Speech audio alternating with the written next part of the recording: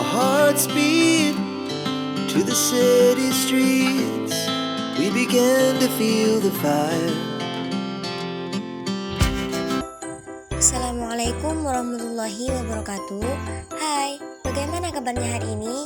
Semoga dalam keadaan sehat selalu ya. Oh iya, di video ini kita akan belajar pengertian, tujuan, dan usul kebahasaan teks prosedur. Apa yang dimaksud dengan teks prosedur? Nah, pernah tidak kalian melakukan kegiatan atau sesuatu hal? Tentu terdapat tahapan atau langkah-langkahnya.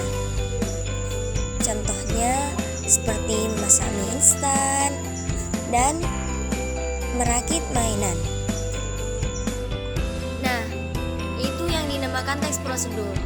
Jadi, teks prosedur adalah teks yang berisi tentang cara untuk melakukan sesuatu hal yang menjelaskan langkah demi langkah secara berurutan sehingga mampu menghasilkan suatu tujuan yang diinginkan.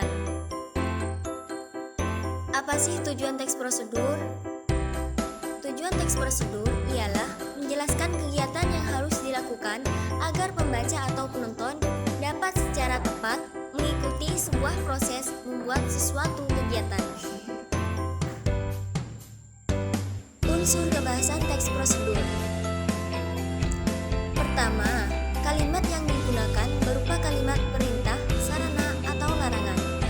Kedua, menggunakan kata teknis yang berkaitan dengan topik yang dibahasnya.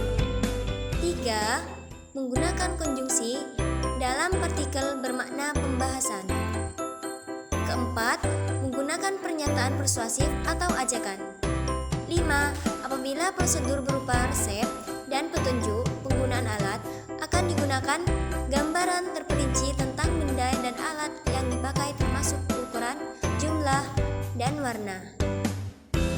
Sekian video dari saya, semoga bermanfaat dan sampai jumpa kembali. Dadah.